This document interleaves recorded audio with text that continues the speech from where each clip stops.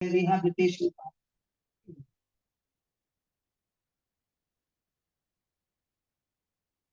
Before moving to the topic, conference, the theme of our conference, so daily in WhatsApp chat, we are seeing like this now. So many youngsters will feel they are in dilemma whether we have chosen the right profession or not.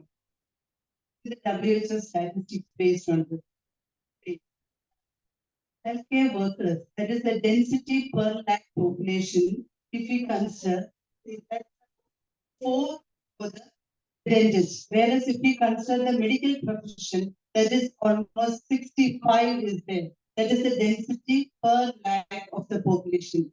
Another thing is, if we are comparing many healthcare workers, in that see the dentist population ratio is very, very less. That means don't lose hope. So we have many options. Another, the third image, what they have given is the urban-rural divide. The dentistry, there is a huge inequality among rural and the urban population. Whereas the medical profession, it is 4, whereas the other one is 9. That means in urban area, it is more focused for the concentrate. Whereas the other one, it is 4. That means more uniformly distributed. That means we can't go to the rural area and practice. Practically, it won't be possible. But there are some new areas where we can explore. I think the organizers have selected many topics for the young graduates. Will get some interest, so can evolve the interest so that to explore new areas in the district. See, as Monica was telling now, whichever area you are in, you should stand out. That means you should be think out of the box and create your own opportunities. Definitely, you can excel in your field.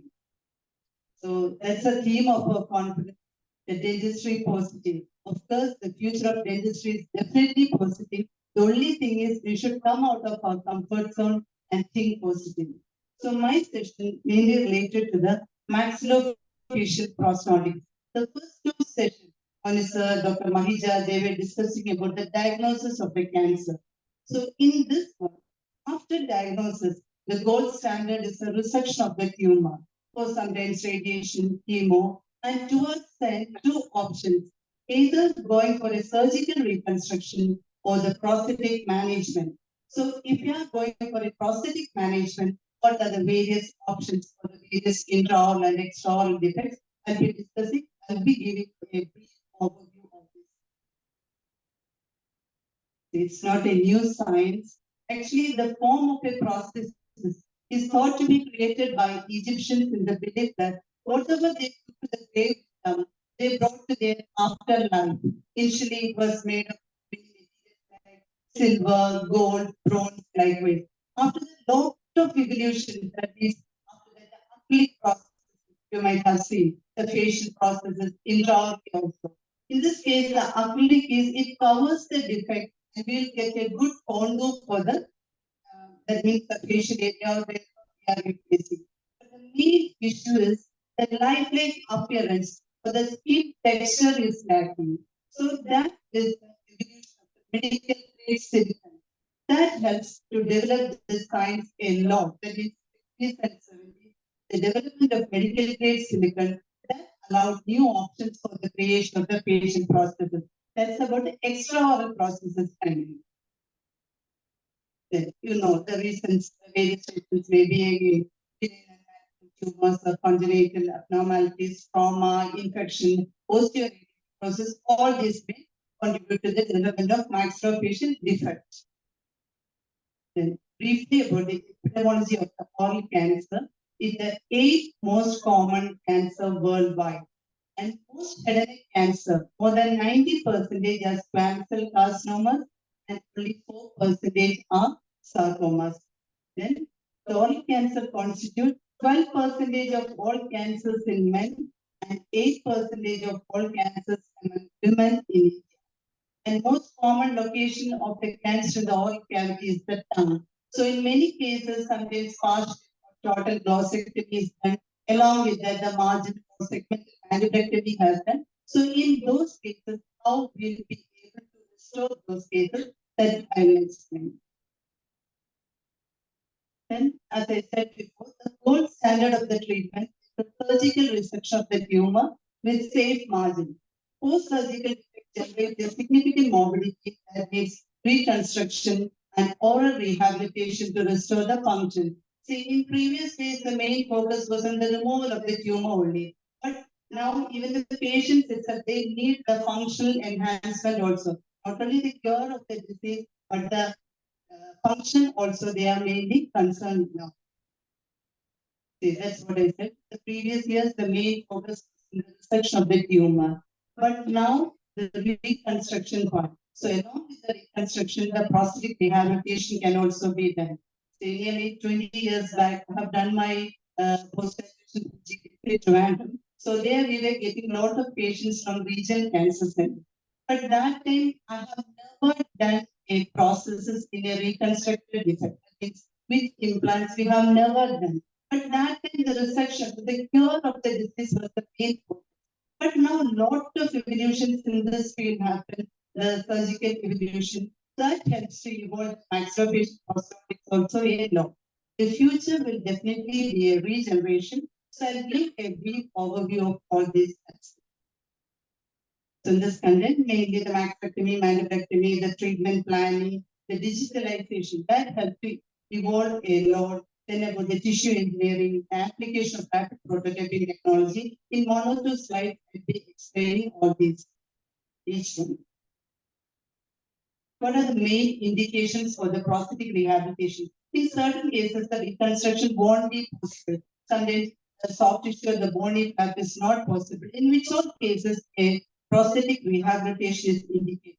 The first one is, I think majority of the audience are under. So for you, I think you should have a clear idea about the processes. So the prosthetic rehabilitation is mainly indicated when the recurrence of the tumor is likely, or a long oncologic observation period if it is required. Then with very large defect, or if the defective tissues are heavily irradiated, then the reconstruction it won't take up. Then it, of course, it provides good aesthetics and restore confidence to the person. Then we have to consider the age and the general classification. Just about the maxillofacial defects, you might have seen this classification in your RPD, microaction textbook in Stewart or Steven, the Aramani classification. So various systems of classifications are there. The Brown's classification that include both horizontal and the vertical component. So the importance of these classifications are that helps to design prostheses. Say in maxillectomy alone, without reconstruction, what type of prosthesis has to be given? Undergraduates, any idea? 3rd years, 5 years. It's a maxillectomy defect. What's the name of that prosthesis? Otherwise, nasal regurgitation of the food will be there. What do you have to give? Obturator, that you know. Okay, again. So that means with maxillectomy defect, which is not reconstructed, we have to give a prosthetic obturator, mainly to get the palatal contour properly. That prevents the nasal regurgitation of the food. Also, the nasal tone in the voice can be prevented by this. The second option is the reconstruction of the defect. The bony reconstruction using pre-vascularized fibula. So in these cases, how we can manage the prosthesis, I'll be explaining. See, again, obturators are of 3 types. The first one is the surgical obturator. That means immediately after surgery. For that, we need a pre-op impression, a pre-op.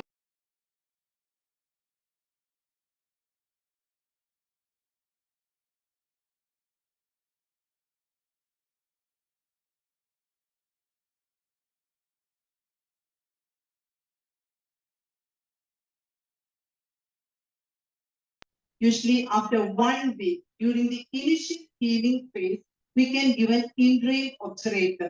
If you want, we can replace the teeth also, but the only thing is it should be in passive occlusion. That means it shouldn't cause any damage to the soft tissue. Both surgical and in-ray obturator has to be given with a soft liner. The third one is definitive obturator. Definitive obturator, either you can give they cause partial danger if adequate number of teeth are present. Otherwise, the next option is implant supported prosthesis. That means if there is no teeth, there is no way to get the retention. So there, the best option is implant supported prosthesis. See, as I said before, restore the palpal contour and skin grafting the lateral side of the defect. That is very important. So that enhances the retention of the obturator. So you have seen the obturator with a huge bulb bandole. So what I suggest is that bulb bandole, it is not at all required. Only the peripheral seal of the processes or the peripheral seal of the defect is more important than getting a huge bulb. So now this huge bulb obturator is not at all required. That you understood now, the peripheral seal, now to prevent the nasal regurgitation, that is very important. This is a case of total maxillectomy where the bony or the soft tissue reconstruction they have not done. So there are main contraindications that the surgeons say for the reconstruction part. So it's a wide local excision, infrastructural maxillectomy and marginal mandibulectomy done. So here the patient can't imagine something orally. Otherwise, lifelong he has to use that Ray's tube. In such situation, the involvement of zygomatic implant, that is a great boon. So in this patient, we have planned the zygomatic implant, and here we have done a quad zygoma. That means 4 zygoma implants planned. So again, the planning part and all, lot of things has to be discussed. That means the number of implants, with the remaining bone availability, all these things. And with this one, with bar and clip attachment, we have processes. See, in the first video, we can see the patient is trying that feet immediately after placing the obturator with the bar and clip attachment. Whereas the second one, after 1 week, he is trying the liquid. Just think of the situation. Otherwise, he can't imagine a situation whether he can have something orally. So as I said, lifelong he has to use the Ryle's tube without this obturator. So in total maxillectomy, if adequate amount of zygomatic bone is present, we can give this type of options we can provide to the patient. That definitely improves the quality of life. Then that's about the maxillectomy alone without reconstruction. Next is mandibulectomy. Again, this classification, you might have seen your textbook, McCracken, it's given the Candor and Curtis classification for the maxillectomy. So that is the marginal mandibulectomy, segmental mandibulectomy, the extension of the defect. All these we have to consider for the prosthetic rehabilitation. Along the surgical aspect also, Boyd's classification, different systems of classifications are there. So what are the issues? If the mandibulectomy or one side of the mandible, if it is not there, the entire mandible or the jaw will deviate towards the affected side. Then the drooling of saliva, the patient can't chew properly, lot of issues will be there. So to address this, first thing, deviation has to be corrected. So for correcting that deviation, again, different physical training aids are there. The first one we can say it's a guiding flange. Have you heard about this? Guiding flange processes with a lingual and a buccal flange that can guide the mandible towards the normal position. Another palatally based processes are the palatal ramp. We can give this palatal ramp if adequate number of teeth are present. Otherwise, we have to go for the other type of processes. See, in this video, the patient's motivation and the muscle coordination is very, very important. See, in this patient, the patient himself is trying to guide to the normal occlusal position. Initially, the patient's motivation or the patient's muscle coordination is very important. See, once the occlusion is stabilized, you can see with that guiding flange processes how comfortably he is biting in that particular position. So from the deviated position, we can correct to the proper occlusal position with the help of this palatal ramp and the guiding flange processes. So these are small processes where we can do a lot of change in the patient's quality of life. So simple acrylic processes. Okay. So moving to the reconstruction part, The various options are there. The free vascularized fibula flap is considered as the gold standard, but each flap has its own advantages and disadvantages. Out of it, the fibula, even though it has a limited diameter, the height of the reconstructed segment will be less. But now we have different prosthetic options to compensate for that vertical height discrepancy in fibula. So I'll give an overview of some of this. This is a case where you can see the after anterior mandibulectomy, the reconstruction is not done. So the tongue was often sutured to the labial mucosa in order to close the wound. It was very difficult to restore the bony continuity of the mandible because of the deficiency of soft tissue in that area. So see, all oral functions are not at all possible because usually the tongue and the soft tissue will be sutured. And we won't get the prosthetic space for teeth replacement also. You might have heard about the typical anti-gum deformity. That means the entire mandible is retrographic towards inner side. We won't be able to replace the teeth. It's not like the maxillectomy case. Maxillectomy, even though it is not reconstructed, we can give an obturator if remaining number of teeth are there, and there we can place the teeth. Whereas mandibulectomy cases, without reconstruction, the replacement of the teeth is very difficult. Whereas same anterior mandibulectomy defect, where the reconstruction is done, the case of ameloblastoma, and after that implants placed with the bar and clip attachment. We have given a hybrid denture. Have you heard hybrid denture? It's nothing but a metal substructure will be there, over which an acrylic wrap around. We can screw it in correct position. So that's about. So various prosthetic options after reconstruction. If adequate number of teeth are present, we can give a removable partial denture. Or implant assisted prosthesis also, various types are there. Overdenture you might have heard. With 1 or 2 implants or 4 implants, we can give the removable hybrid denture, Paris. That depending on the vertical height discrepancy, various options are there. All these details are given in our publication, the prosthetic rehabilitation options in post-ablative maxillomandibular microvascular reconstruction. This is a 2023 publication. If you can go through that, the various options you'll get. Then, if possible, implant-assisted prosthesis is the best option. So what I suggest is, at least if 1 or 2 implants we can place, that can stabilize the prosthesis. The main issue is not only the bone height, the soft tissue bulk will be too much. So the soft tissue that won't get the stability of the denture. So it is better to place implants if possible.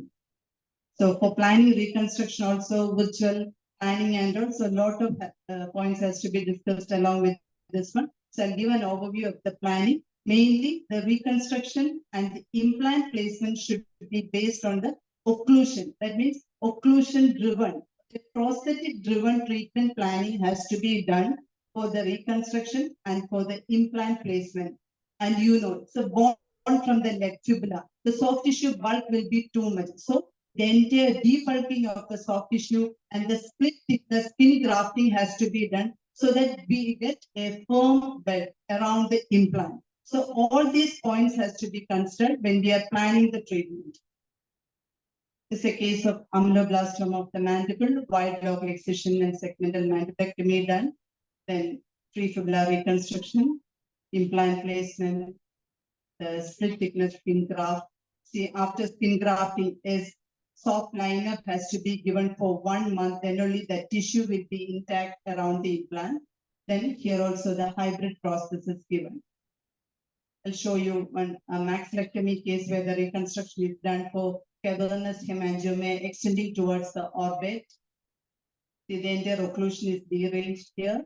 Also the implants placed and the hybrid denture. See the pre-op and post-op. So we could achieve the occlusion in a near normal stage post-operatively. So these are some facts where we have to consider whenever we are planning treatment. So the tumor board meeting with the surgeons, the radiation oncologists, the prosthodontist, all these are very important aspects we have to consider whenever we are planning a maxillectomy or the mandibulectomy case.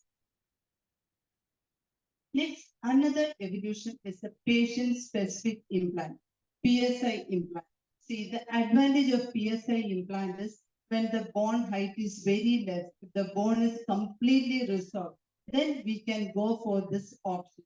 See, in this case, the patient was operated when he was 15 years old. The bone height, the fibula segment is very less. Hardly we were getting only 6 millimeter implant. So, and the prosthetic space was too much. In such situation, we can't give a hybrid denture or even a bar type of process. All these options are very difficult. So here the recent evolution, this is the patient-specific implant. It is a buccal and lingual overlap that has to be screwed in position, and the fixture or the implant part will emerge from the soft tissue, to which the hybrid processes can be given. So not only for the mandible, even for the external defects also, orbit, ear, and all, the patient-specific implant. As the name suggests, it is specific to that particular patient. So that can be milled, the titanium milling can be done, and this is another evolvement in the industry. See the hybrid denture given for this patient with the help of patient-specific implant. Otherwise, the mandibular height is very less, the entire bone is inside the chin region. Nothing can be done for this patient for teeth replacement without this patient-specific implant. Then briefly about the extraoral processes. See, just like intraoral cases, here also the proper tissue evaluation, then extent and location, the various retention mechanism, whether the patient has undergone radiation therapy or not, the patient complaints, that is very important, the ability to maintain hygiene around the processes, that is very important for the prognosis of the implant. Then digital technology has simplified all these a lot. Then how to retain the processes. In undergraduate levels, you might have seen the processes, now eye, ear, no, nasal processes. So various retentive aids, either with adhesive, we can attach the processes, or with the specs also. Then from the patient's undercut, if there is some bony undercut, that helps to retain the process. Of course, if possible, implant supported is the best option. A lot of literature support is there for the implant supported processes. But the only thing is the available bone, the soft tissue, the radiation, all these factors we have to consider. The case of retinoblastoma, the patient undergone exoneration, and we have given the silicon orbital processes. It is an adhesive retain processes given for this patient. This another case. This I want to show mainly because based on the type of defect, we have to modify the treatment plan. This patient has undergone surgery multiple times in 2003 with monitor only. Later, ISR did the other surgery. And finally, see, based on each step, the LT flap reconstruction was done for the patient in 2011. So initially, for the silicon facial processes, what we have done is adhesive retain processes we have given. But after 5 years, after the second surgery, we can see the depth of the defect is more. So here we have given an acrylic bulb to which a magnet is attached that helps to retain the prosthesis. This is a silicon material, we are using factor 2 material. Then after the reconstruction part, see the bulb or the chunk of the soft tissue in that area. So there the processes, it's very difficult, and the patient was suggesting, so it was better to keep that processes than reconstruction like this, because now many are asking why the entire area is like this. But that area is completely covered, closed, that part is there. So we have given a small orbital processes in that case. So mainly I want to tell whatever defect, the type of defect, the cure of the disease, we have to give the due importance. After that, based on the type of the defect, we have to plan the processes. If bone is available, definitely we can give a osseointegrated processes. Then about the osseointegrated, first about the orbital processes. Usually the supralateral limb is the ideal position, and with magnetic attachment. See, for the eye or the orbit, the magnet is the preferred mode of retention. You know, the monocular vision, the patient has to adjust. So the placement and the removal is very easy with the magnetic attachment. Another case of rhabdomyosarcoma. Here, we have made use of the zygomatic bone, and we have used the conventional implant for for attaching the prosthesis, not the maxillofacial implant. So here we have placed the conventional implant in the zygomatic bone area, and with bar and clip attachment, we have given the prosthesis. See the poster picture. So in this age, we could give a good prosthesis with a conventional implant, almost 10 mm length, the normal active implant we have used. So we could give a fairly good prosthesis to this patient. So these are some of the publications related to this orbital, the acceleration defects and all. Then about the auricular defects, it's the second most common craniofacial malformation after cleft lip and palate. Here also we can go for either adhesive retain or an osseointegrated prosthesis. In this case, we have given an adhesive retain prosthesis. Another case, a hemifacial microsomy of the right ear. Here what we have done is image-guided surgical navigation is done for implant placement.